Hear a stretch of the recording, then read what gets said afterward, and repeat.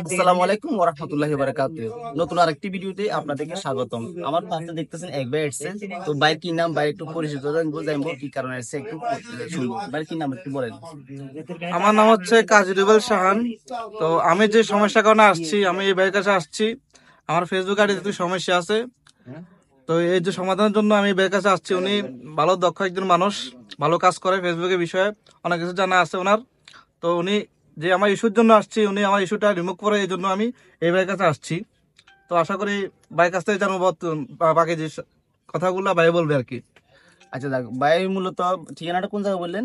উত্তর কাশিমপুর। উত্তর কাশিমপুর, ফেনীতে। জি। আচ্ছা যাক, ভাই কিন্তু আমার এই জেলার লোক, আমার বাড়িও ফেনী, ফুলগাজী থানা, বাইরে হচ্ছে ফেনী সদর, কাশিমপুর গ্রাম। তো আসলে ভাই যে প্রবলেমটা নিয়ে আসছে, এক নম্বর তার প্রবলেমটা হচ্ছে, আমি বলি যেহেতু ভাই পুরোপুরি ক্লিয়ার বলতে পারে নাই। নাম্বার ওয়ান সমস্যাটা তার পে আউট। যে পে আউট আছে, পে আউটের সে টিন সার্টিফিকেটটা ভুল দিছে, মানে টিন ইনফরমেশনটা। এই জিনিসটা আপনারা ম্যাক্সিমাম লোকে ভুল করে। দেখা গেছে যে ব্যাংক অ্যাকাউন্ট নিজের নামে, টিন সার্টিফিকেট থাকে তার বাবার নামে বা মায়ের নামে, বা দেখা গেছে যে ব্যাংক অ্যাকাউন্ট বাবার নামে, টিন সার্টিফিকেট থাকে তার নামে। তখন সেক্ষেত্রে দেখা গেছে এখানে দুটা ডকুমেন্ট দুটা দু রকম হয়ে যায়। সেক্ষেত্রে ফেসবুক কিন্তু পেমেন্টের ক্ষেত্রে জামালা করে পেমেন্টটা দিয়ে নাম। আপনারা যারা পেমেন্ট পাওয়ার জন্য যখন টিন সার্টিফিকেটটা সাবমিট করবেন, অবশ্যই ব্যাংক অ্যাকাউন্ট এবং টিন সার্টিফিকেট যাতে আপনাদের হয়, এই জিনিসটা খেয়াল করবেন। তো যাক, বাইরে একটা আমি ফেসবুক পে আউট ক্রিয়েট করে দিয়েছি, এখন শুধু ট্রান্সফারের পালা।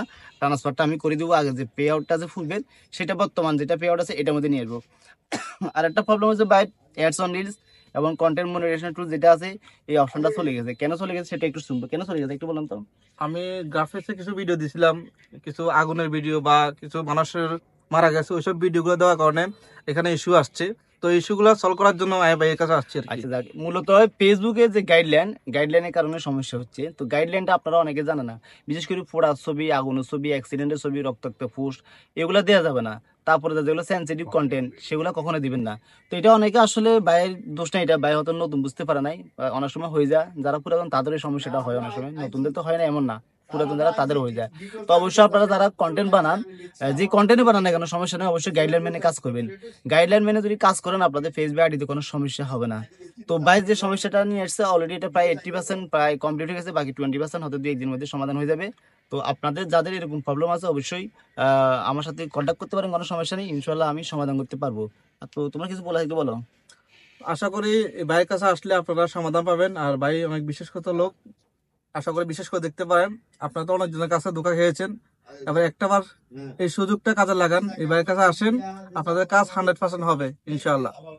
এটা বলারও যুক্তিকতা আছে। আমি দেখতেছি বর্তমানে অনলাইন জগতে প্রতারণা কিন্তু বেড়ে যাচ্ছে। অনেকে দেখা গেছে যে আপনার বিভিন্ন সমস্যা নিয়ে ইনবক্সে গিয়ে দেখা গেছে ওর পেজের অ্যাক্সেস দিয়ে, তো তখন পেজে হ্যাক হয়ে যায়, বা দেখা গেছে ফে আউটের অ্যাক্সেস দিয়ে ফে আউটে হ্যাক হয়ে যায়। মোট কথা, আপনার মানে শিয়ালের কাছে যেরকম মুরগি বাগা দেয় না, এরকম হয়েছে আর কি বিষয়টা। তো কখনো অপরিচিত ব্যক্তিদের কাছে যাবেন না। আমি বলতেছি না যে আমার কাছে আসেন, আমি এটা বলতেছি না। আপনাদের ভালো লাগলে আমার কাছে আসতে পারেন, তবে জানা শুনে একজন কাছের একজন কন্টেন্ট ক্রিয়েটরের কাছে যাবেন, যাতে হেল্প পান, সবসময় তাকে কাছে পান। আপনার যদি পেনি আপনাদের উত্তরবঙ্গে যে কাজ দেন, তাহলে সে কি আপনাকে চিনে না, আপনি তাকে চিনেন, কখনো চিনে না। সেক্ষেত্রে সমস্যাটা বেশি হয় এখানে। তো এই জন্য অবশ্যই একজন জানাশোনা এবং কি আপনার যারা এই লাইনে জড়িত, যারা টেকনোলজি বিষয়গুলো নিয়ে কাজ করে, তাদের কাছে যাবেন, তাহলে সঠিক পরামর্শ পাবেন। আশা করি আপনারা বুঝতে পারছেন। তো সবাই ভালো থাকুন, সুস্থ থাকুন। আসসালামু আলাইকুম।